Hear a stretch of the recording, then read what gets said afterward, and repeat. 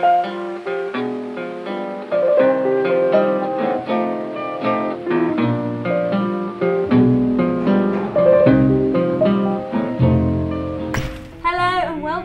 our E3 2050 Roundup of Bethesda. Is it 2015? I feel like I've aged several years while being here. I know. Also, it feels like only yesterday we were doing 2014. I know, right? We've had the weirdest deja vu. But anyway, we're here to talk about Bethesda's very first E3 conference and what you thought. I think you can guess what Hannah thought. It was so good. What was your game of the show? Of the show? Of the conference. Of the conference. It would have to be Fallout 4.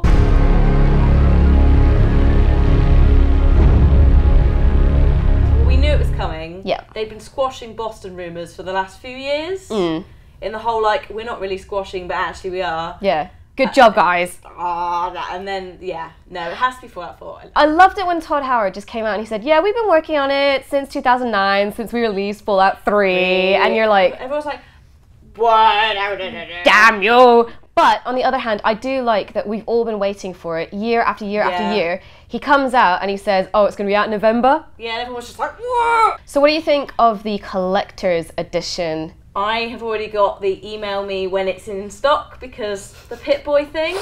It's too cool. So basically, the collector's edition is a real-life Pip-Boy that you can have on your arm, and even better, it will work with your phone, so you can put your phone in it. Yours looks huge. I don't know. It'd be interesting to see actually. Well, it looked like a standard iPhone on there, and a standard Android. But it will work as a second screen, so all the kind of Pip-Boy stuff that you see in game will be on your actual Pip-Boy anyway, regardless of whether you've got the Pip-Boy physical. or not, Yeah, so I just got images of people sellotaping iPhones to their arms. Yeah, or hand making a Pip-Boy, because we know they do. We know it happens. I'd really be interested to see custom-made cosplay Pip-Boys with the iPhone interface. Like, that is going to be so cool. Moving swiftly on, actually no, not swiftly on, because I kind of want to talk more about Fallout, but quickly mentioning Fallout Shelter. We have been playing it non-stop. I've already got, my phone has already just gone, one of your production rooms is ready for collecting. This girl, mine's over there. But yeah, honestly, I love that they announced Fallout Shelter and they're like, oh yeah, it's available now. And then literally as soon as we got back, we were like, oh, download, and we've been playing it all night. Yeah, so if you don't know what it is, it's basically a combination of FTL, Fallout, and like a sim sort of building game as well, isn't it? You basically make your own vault, build your own people, and they basically said, we wanted to make this game because we love all these games. Yeah. And so we just wanted to make it, which is why it's free, and there's no time on things, and it was just like you can pay for the lunchboxes, which give you like rare things or little bonus extras, but you don't have to pay for them. Like you absolutely, we've been playing it all day. You can rush building things, not building things, but you can rush them collecting stuff. Yeah. And things like that. Yeah, so it feels like there's no need to kind of spend money on it. The buying lunchboxes is really kind of just if you want to get ahead a little bit more. The only thing I would say is I've been playing it on my iPhone, which is a smaller one, 5C. And I am having a little bit of difficulty because it gets so tiny and minute. So I struggle with my 6+. Yeah, so when I'm trying to move the guys around, like trying to stop raiders and stuff like that, it does get a little bit frustrating. So it's probably better for iPad. I've downloaded it on my iPad, so I'll be playing it on that too. And sadly, it's not available for Android. I'm hoping that's a yet. I don't know. They never said anything. But soon, hopefully maybe. So your game was Fallout 4, which admittedly is actually my game as well, because I spent 80 hours in Fallout 3 building. So you want to go on about the building? Go on, tell them about the building. You can create your own colonies. So they showed a few different ones, and you literally can build like clip-to designs of houses. Yeah. It looked really cool. It looked really simple. You can build things for traders to turn up. Yep. You create resources for them so they stick around. You create power lines so then you can start doing cool, crazy things with your own lighting system.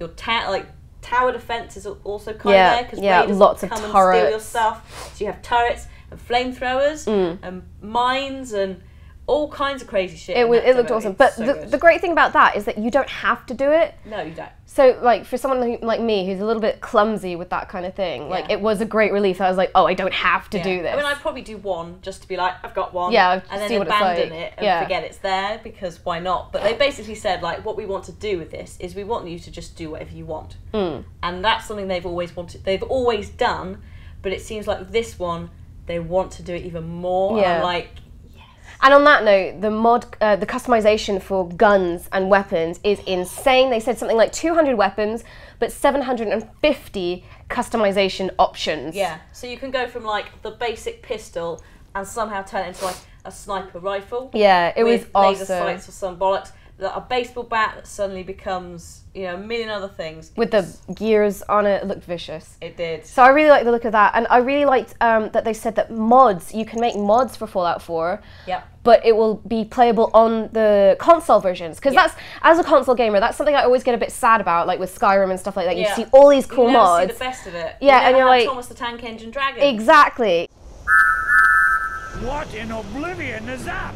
You know, so I feel awesome. That's awesome that it will come over. So I feel happy about that. That's really cool.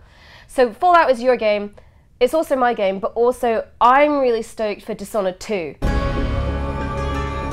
I'm a huge fan of Dishonored. I spent so long playing that game. I think I like 100%ed it. I did everything. I went everywhere. I got every single note collectible. I just got really lost in the world.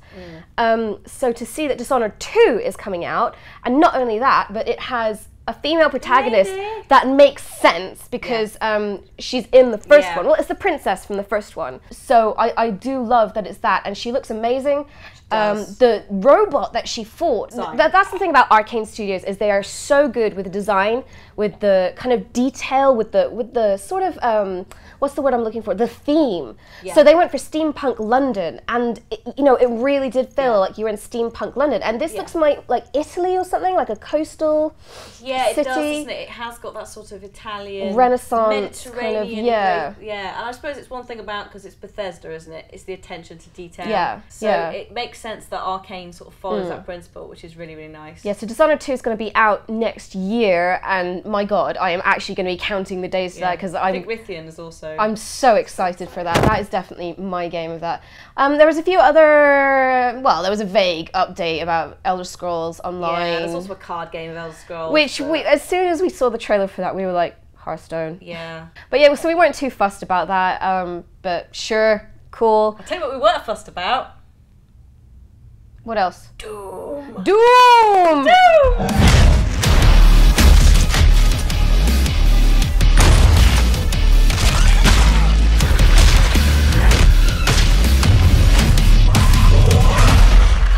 That was quite the way to kick it off, wasn't it? With id Software. I think that's looking pretty... It's looking sick. Oh my God, sick is definitely the word. Sick in the best way possible. Like with the chainsaw. Oh, it was glorious. It was glorious. Ripping out a heart? Did I see that? There's so many. I realised in my notes that I typed down, I'd written the words belly jiggle. Yeah. And it took me ages to remember what it was. It was the big slimy demon with a big belly. And when the bullets were hitting it, he was jiggling. It was amazing. Again, that Bethesda attention to detail. Yeah. Oh God! And when he ripped out his pustule and like put it in his throat and it exploded. Oh, it was so gross. So yeah, I'm looking forward to that. I've always had a soft spot for Doom because I love that it's just like you're a space marine on Mars, demons from hell. Who cares? Just demons. Kill them all. Yeah. There's no apology for it just being... Have a chainsaw, go. Yeah, so I really like that. It seems this year, though, from everything we've seen so far, decapitations are the theme for this year.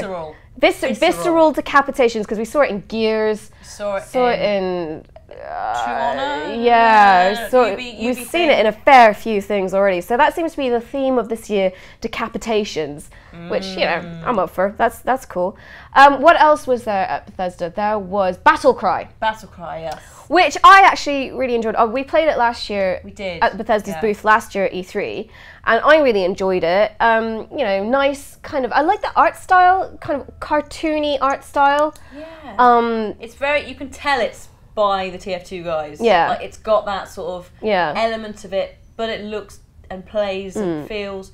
And it's got a nice sense of humour. Yeah. Like the right side of kind of tongue-in-cheek, but also serious, good gameplay, engaging gameplay.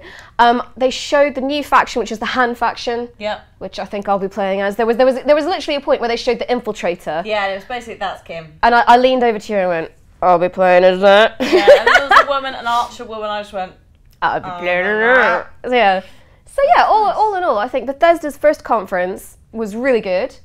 Really enjoyable. I think they kind of knew the games that weren't going to make a big splash, like Elder Scrolls and Elder Scrolls Legends. So they kind of, quickly went through that and spent a lot of time on Fallout, which everyone was there for. Yeah. A lot of time on Doom, which everyone is there for because they expect that from id Software. So all in all, it was a really solid first conference. So good job, Bethesda. And also, oh yeah, people are gonna hate us for showing this. We got these for going. So thanks, Bethesda, because these are amazing. I mean, we did have to queue in the sun. Yeah. And they did steal your water. They did take my water, and they did it. Honestly, the security was like worse than America's TSA guys. Just like going through the bag, going through the electric. Are there any liquids in your bag? No. No, apart from the water, which I need to survive. Oh, we'll put that in the bin. Yeah, there were people queuing up for 2 hours to get into the thing. In the baking sun. In the baking hot Hollywood sun. But it was worth it. It was worth it.